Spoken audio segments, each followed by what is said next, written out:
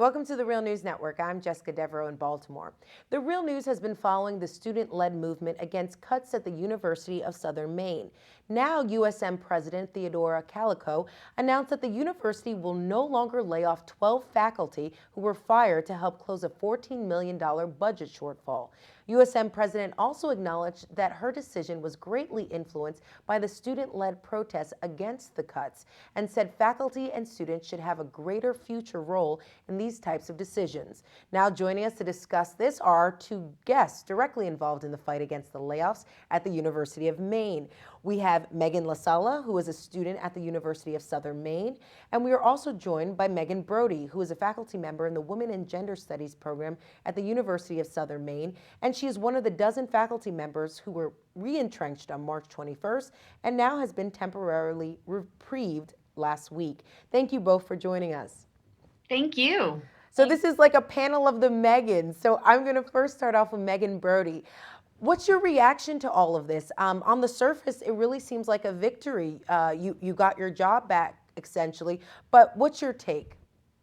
Well, interestingly enough, a student called and told me because I hadn't received an email about it, and I was absolutely shocked.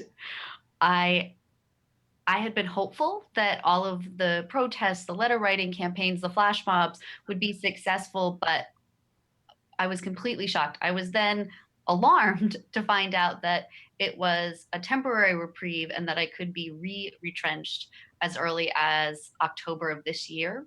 So my future at USM is uncertain, but I'm grateful to have another year or at least another semester with my students. And I'm grateful that both my colleagues and my students' voices are being heard at USM because the institution really is in crisis right now. Is there any relief for the academic programs that were slated to be cut? No. So the academic programs slated to be cut, which include American and New England Studies, which is actually a graduate program, the liberal arts, arts and humanities program at the Lewiston Auburn campus, which is one of the 3 USM campuses, as well as geosciences. All 3 of those programs are still slated to be eliminated, are currently undergoing the process required to investigate and make that happen. Faculty, staff, students are still hopeful that that won't happen. Those programs we identify as incredibly important to our core mission and to the future of the university. So let's turn now to the other Meaghan, and I want to get the student perspective on all of this. Essentially, the president acknowledged that the student-led protest was a factor in her decision. What was your reaction to the news, Meaghan?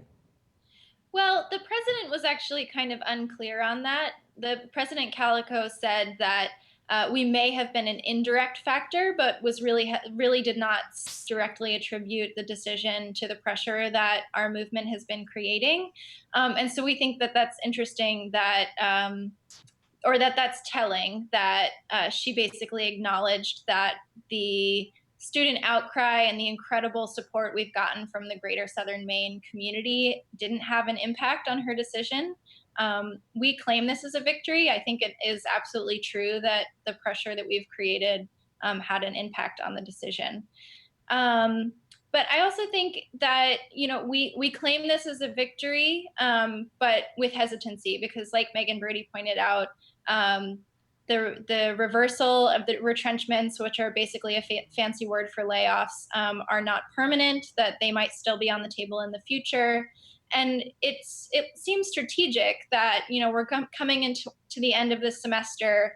And one of our major demands has been met, which was the reversal of these retrenchments. But we want the administration to know that we're not going anywhere.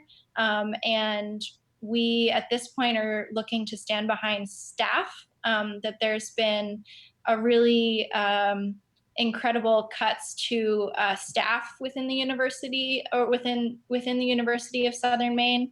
And that staff play a vital role on our campus, and that there are still, I think something like 22 staff have already been laid off, and we're looking at 35, something close to 35 potential staff layoffs. But at the end of the day, ladies, the university will still have to find a way to close the $14 million budget gap. So I'm going to ask you both, how do you propose them doing so? And I'll start off with you, Meaghan Brodie.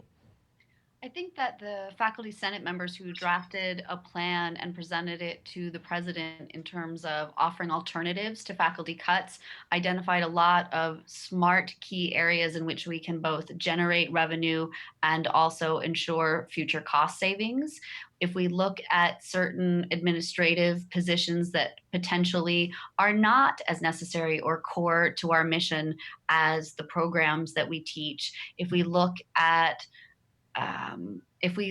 to finding ways of expanding our teaching capacity, which is not necessarily the same as having larger classes. I don't think larger classes are necessarily the solution, nor is that the best situation for students. If you look at how we use the resources that we have, where they go, how they're distributed, if we look at the facilities on the three campuses, I think that there are a lot of places, if we really dug deep, that we could save money and save money long term, that we have to look at making USM a sustainable institution for the future. I was saddened to learn that the gentleman who takes care of efficiency at USM and has saved us hundreds of thousands of dollars was laid off.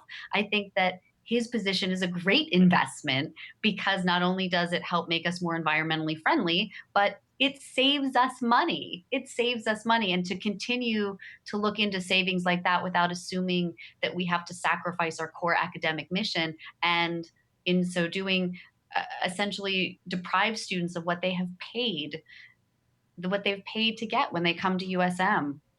Megan, what is your take? Because there are going to be some people who are saying, why not raise tuition prices? What do you think is the solution to closing this gap? Do you mean me? Yes, I'm sorry, Meaghan LaSala, yes. Great, thanks. I think that the offers that were being presented by the administration are that students need to choose between tuition hikes and budget cuts. And I think that this is a framework that students have been rejecting from day one. That I believe that keeping tuition at the rate it is now, if not decreasing it, is a good idea. We want to keep public education accessible for everybody in Southern Maine. But the way that the administration is going about supposedly trying to cut costs at the university is just completely does not make sense. And when we look at what's being targeted, it is completely disproportionately the humanities and the social sciences and the arts that are being targeted. And that it's in line with what's been called the corporatization of public higher education throughout the United States, which looks like ballooning administration with ongoing cuts to faculty. And so the proposed faculty cuts that they're looking at now would make our faculty student ratios would give us one of the highest faculty student ratios within the comparable universities that are within our university peers. All right, Meaghan LaSala, as well as Megan Brodie. I feel like the odd woman out without the name Megan. Thank you both for joining us. Thank you. It was my pleasure.